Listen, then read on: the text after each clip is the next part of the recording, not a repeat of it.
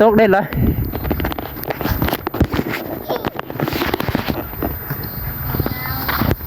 ลุกขึ้นคันโบโอนี่ให้แล้วเมื่อกี้เนาะให้บ่จ้ะวะให้อะไรถึงมากินถึกบ่ใช่เมื่อกี้เห็นมันจะใหม่หน่อยเจ้าอยากกินเอียงที่สุดในโลกอยากกินมักซาลี่อันอื่นก็บ่อยากบ่อยากกินเล็กตะซอย5 ปีบ่เพิ่นว่าอายุค่อย2 ปีอยู่นะลึกอายุลงนี่เนาะลึกอายุลงหลายแต่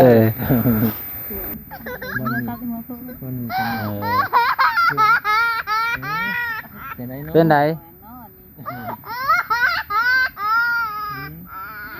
เป็นได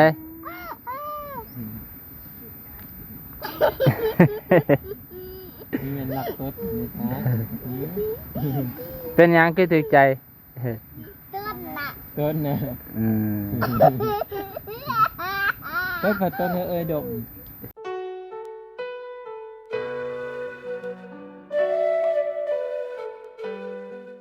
สบายดีเพิ่นเด้สบายดีสบายดีสบายดีกินหมากสาลีแม่นี่เนาะสบายดีกินหมากสาลีเพิ่นน่ะกินแต่เช้าเลยเพิ่นน่ะเย็นหมากสาลีเย็นดีใกล้ๆปุกถึกใหม่เลยมาพี่สิถามให้มาพี่อายุจักปีเลยจ้ะอายุ2 ปีป้าตัวคือจื้อได้จื้อมือเกิดเจ้าของบ่มือเกิดจื้อบ่วันเกิดเจ้าเดือนอะไรวันที่ยัง14 กุมภาบ่วันที่7แม่บอกบ่แม่บอกจนจื้อฮอดซุมื้อนี่คือเก่งวันเกิดวันที่7จักเดือนยังเนาะจื้อเดือนบ่บัดนี้เดือนยังเยอะเดือน7บ่จื้อเนาะมื้อน่ะถามแม่เด้อเดือน6อะไรวันที่7เดือน6ยามเฮ็ดนาเนาะจื้อนั่นแม่บอกว่าบ่แม่นได้แม่นฮะเดือนนี้บ่ตกได้เลย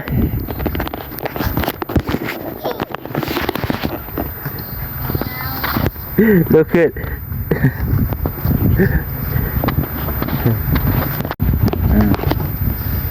เดือน2เป็นเดือนแห่งความหัก14 กุมภาเจ็บบ่เมื่อกี้นี่เจ็บบ่เจ็บหรือบ่เจ็บ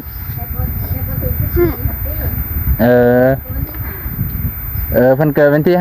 5แล้วกายวันเกิดอยู่อะไรได้วันที่5เดือน2พอดีเลยบ่าวก็เกิดเดือน2คือกันบ่าวเกิดวันที่15เดือน2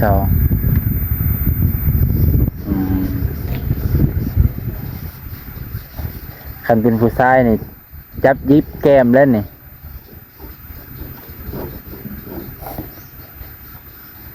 เจ้าอยากกินเอียงที่สุดในโลกอยากกินมักซาลี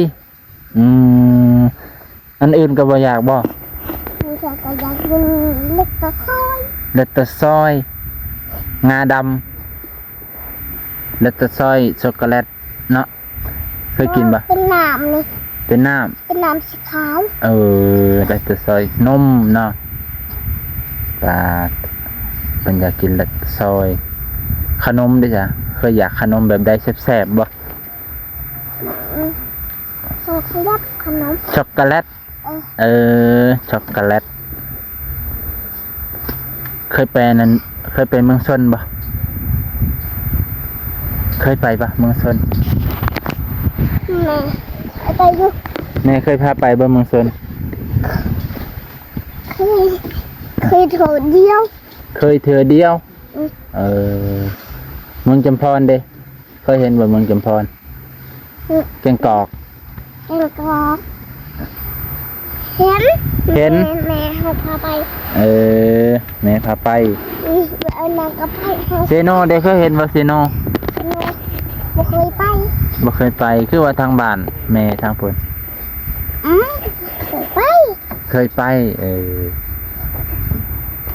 บ้านแม่ได้เคยเห็นบ่บ้านแม่บ้านหยัง วันแม่ฮะ อ่า ทะเล บ้านทะเลทางใดทะเล ทางไปทางเสือเห็นเด้ ฮะ ไปทางเสือเห็นเด้ ทางซุย บอกไปทางเสือเลย ไปทางซื่อ เออ ทางไหนทางซื่อ มันชื่อเบิดได้ทางบ่มีโค้งเลยบ่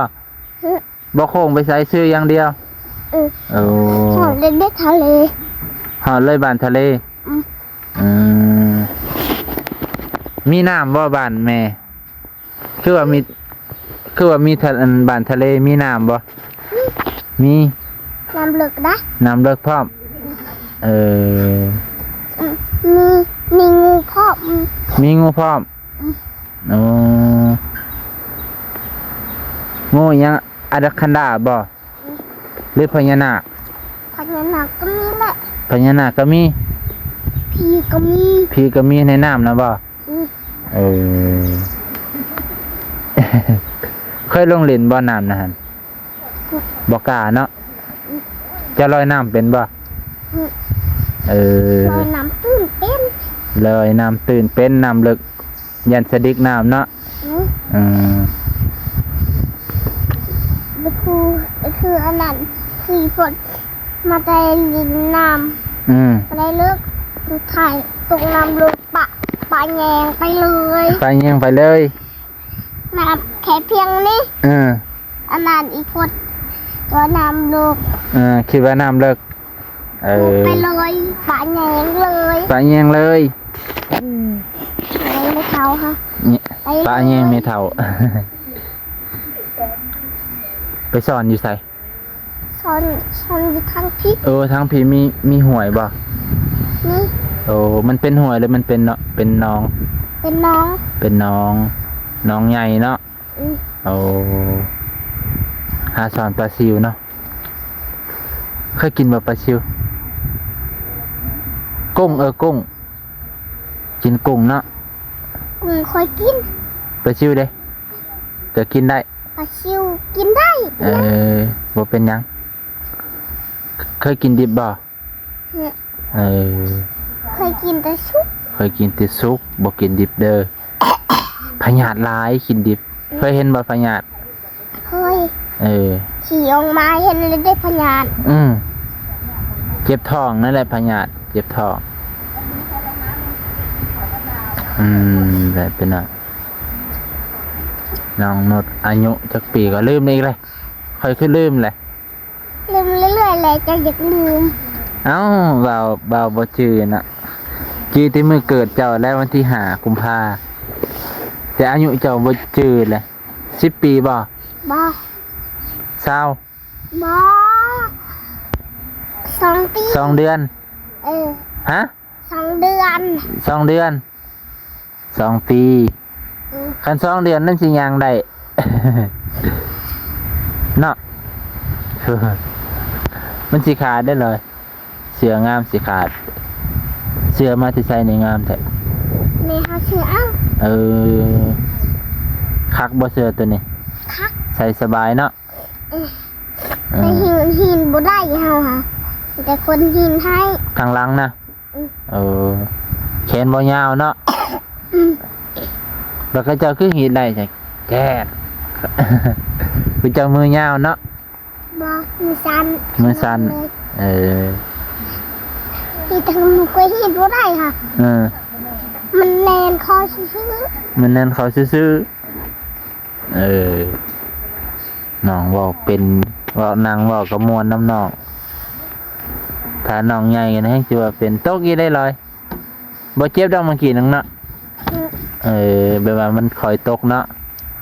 ถ้าหัวซากลงเนี่ยห่วย มันมีดินเนาะมันก็เลยบ่เจ็บเคยตกใหม่ตกต้นใหม่บ่ อีพดเคยกับเอือนมากนานน่ะนานอีเมสตีตกต้นไม้เลย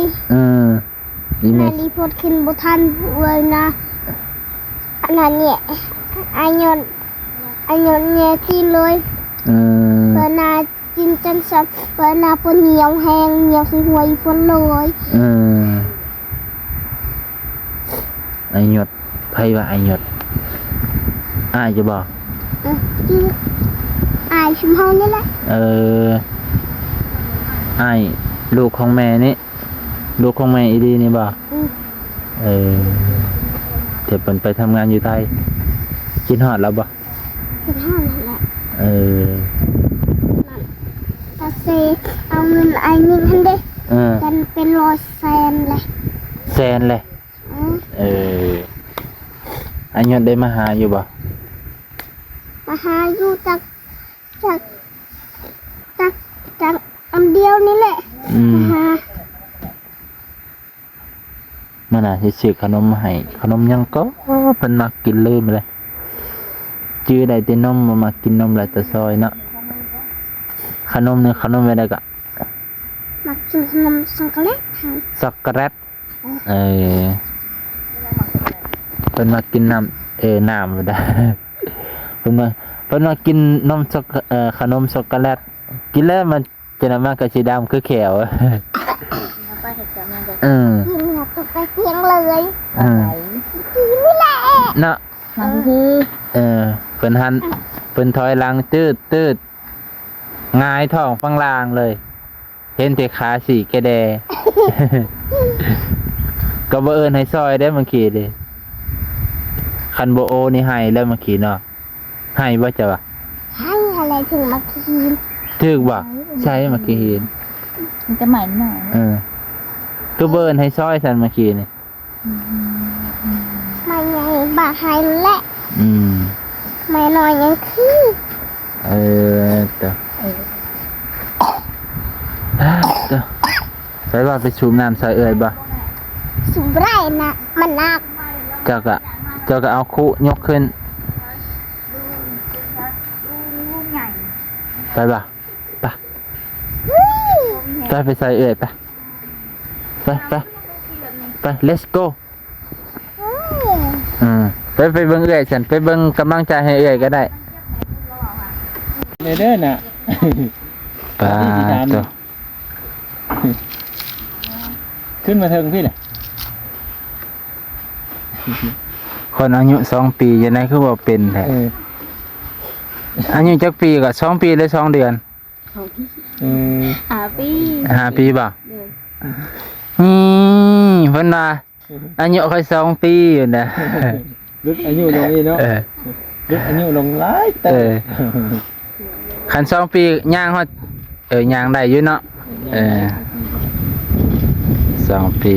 น้องนุ่นปาตัวน้องพดใส่โบมาพี่แหละมาพี่งามไปเป็นแนวขึ้นมานั่งกันใส่โบคักมานั่งพี่ไว้พดไว้น้องนุ่น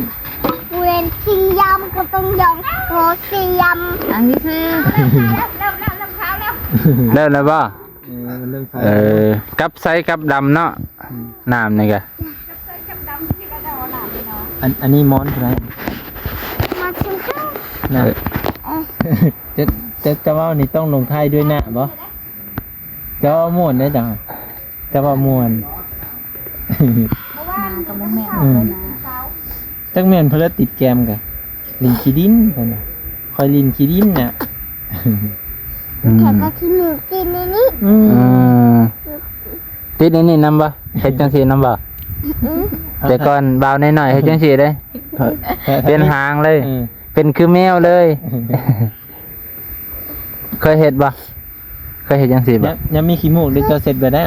เสร็จเองที่ล่ะบ่ได้ลากฮอดพี่บ่พอดีได้แกมแตะมาเลยจงใส่ขี้มูกติดนี่จักนี่เห็นนะ น้องพดอายุจักปี10เนาะห่างกัน5ปีเลยเปล่า 10 อันนี้หา 15 โอ้ ว่าแล้วก็ลื่นคนละ5มา ถือว่าดีได้นี่ห่างกันแน่ฮะมันจังแพงกันพุ่น แม่ น่ะ น มาแพงกันอยู่บ่ แพงน้องอยู่บ่พดแพงอยู่แพงเอื้ออยู่บ่แพงเอ้เพิ่นว่าคันห่างกันหลายนี่ก็สิแพงกันฮักกัน กันเพื่อกันนี่ กันเคยกันก็ห้อย ตีมวยกันตลอด โอ้โย แบบอีกคนก็คือกันนั่นแหละแบบไปสิพายคนหากินนี่มันบ่ให้ไป โอ้ ไปคนเขาอยากไปบ่นั่นแม่เฮาอยากอยู่น้ำโพดเฮาอยากอยู่น้ำโพด โอ้ ให้มันอยู่ผัดเขาตีกัน อ่า คิดกัน เขาหยอกกันเนาะหยอกกันแห้ง ตามภาษาเล็กน้อยเนาะ แม่น น้องนุ่นกับคุดที่เราเป็นบ่ บ่ บ่เคยบ่เป็น แต่ว่าเคยไป พูด เคยไปหากินอยู่เคยไปหากินน้ำอยู่เคยบ่ เพื่อไปหาหน่อไม้ ไก่บ่ บ่ใช่หนึ่ง ยำเริ่มมีหน่อไม้ยำนี้ แม่ในกอก็มีนี่หย่อนนิดหน่อย เดี๋ยว ทำ นี้ ไม เนาะ ในกอแนวกันแนวทำไมในกอฮะ เออ พอดีเจ้าโฮสตลอดแล้วมันยังอ่อนนึงรถเนาะอาศัยแบบน้ำมันซุ่มนะทุกคนน้ำมันซุ่มมันอ้อนะ เจ้าคอยสิถามหยังเจ้าคอยเห็นเจ้าคอยก็มีความสุขแหละ นี่เสื้อแมวน้อยฮะแม่มันไปดิ้นน้ำมูกมันมีจ้า มันคือมันไกหยอกกันเพื่อนเถอะประสบการณ์ครบสายไทยเอื้อแล้วหน้ามันจะขาด โยง มันแห่นบ่ ว่ามันไฟบ่ช็อตแขวมันติ สากไว้มันกบหลิงมันหากันย้อนมันเลย มันกัดเลยแมวเนาะ มันมัก มันจังยังสั่นเนาะมันเห็นซ้ายมันก็อยากกัดลิ้น เป็นแมวนะทุกคนขอก็ได้แต่ว่าแมวค่ะ ให้เขาเป็นแมว ให้บ้าบ่ให้บ้าบางบ่ ให้ ให้บ้าบางหรือให้บ้านง ใช่ไผ หายแม่ ให้นี่อะไร ผู้ขอคือไม่ได้เนาะ มันสักอัน ให้สองอันเลย แมวจะโต แมวมีสอง เดี๋ยวแมวตัวเดียวละปันครึ่ง เห็นบ่อัน หายหมดสองอันเลย สองโต ใส่ สองสองโต เอ้าขันเธอไอ้เจ้ากับบ่มีนะ บ่เป็นหยัง เจ้า บ บ่ อก กิ เป็น น เท่า ยังมันปลุกสายไฟน่ะ ครบสายไฟนะให้เลยถ้ามันเป็นครบสายไฟไอ้ได้สิไอ้เอามาส่งคืน ให้เวียดเลยได้ ให้เวียนเลยแบบนี้ เคยเห็นบ่เวียดมาถาม มีแมวมีหมาแหลกบ่คือบ่ให้เพิ่นแพงมันเนาะ ก็คืออีกคนได้ ดิตนมัน หายเลยเห็นไหม มันมาเป็นไง มันไหลไก่เขา คำมันดื้อสั่นแหละไผก็คือกันนั่นแหละ เลย ข่อยก็คือกัน ถ้ามัน คล้าย เจ้าก็ดื้อ เย้า หาย คันนั้นไปกัดไก่กัดเป็ดหวยอย่าจงมันได้เนาะนั่นบ่น้องนุ่นตัวพี่น้องน้องนุ่น มักว่าวมักอันนั้น มักว่ามักจะเจรจามวน ว่านั่นบ่คือน้องเขาถามนี่ไม่มีว่าสิขาเลย บัดใหญ่ขึ้นมานี่เป็ดเคยน่ะไปตอนรับแขกอย่างเดียว เจรจาการค้านี่บ่มีค่า สะดวกว่องไวใจ ซื้อ แบบนี้แหละแบบนี้หัวไม่ค่าเลยแบบนี้ไปเป็นแม่ค้าเด้อคันเป็นแม่ค้าเนี่ยขายเครื่องได้เด้อแบบนี้ ใส่เครื่องเนาะ เอาลงเขาไว้ ขายเครื่องอย่างเดียวสบาย คือบ่เห็นตาหมุนมาแล้วจุกผมเฮาว่างามๆค่ะจุกผมเฮาน่ะขี้หน้าแล้วตาเห็นไหมน่ะ จะเห็นไหมนะได้บ่เห็นไหมก็เป็นบ่ถามดูสิจุกให้อยู่สิมัดให้อยู่ มื้อหน้าเปียผมให้เบิ่งเด้อ มันเอง น้องนุชมื้อหน้าเปียผมเด้อเฮ็ดสองข้างเลย จังว่าแห่งสิงามเนาะคนงามแห่งสิงามน้องอันพดกับเปน้องนุ่นกับเปจะงามเด้รถเปเด้อรถเปผม คือบ่เปลี่ยนเสื้อลายมือได้ใส่แต่เสื้อดำ เฮ็ดน่ะน้องเอื้อยนี่เปลี่ยนเสื้อ จันเสียกันแดด บ่ สักมันแห้งก็ เออสักมันแห้งแล้วนุ่งต่อ เปลี่ยนใหม่ไปเรื่อย เรื่อยๆมีแม่นมักเสื้อตัวนี้มีจ้ะมักว่าเสื้อตัวนี้มันนุ่งสบายบ่นุ่งเย็นบ่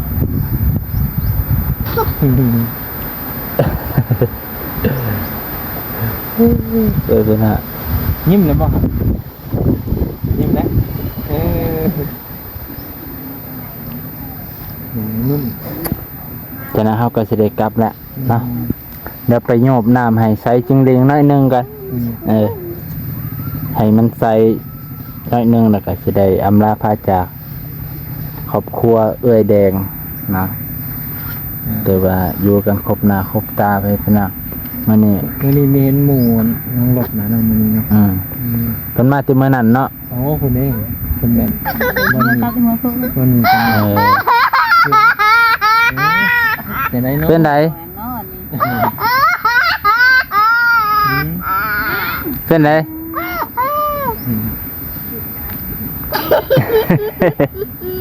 นี่มันหลักต้นนี่ครับ เป็นหยังคือถึกใจ ต้นน่ะ ต้นนะ อืม ต้นผัดต้นเอ้ยดม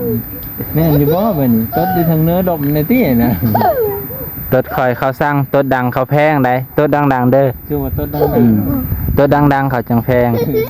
ป้าเพิ่นไปนั่งโหยผู้เดียว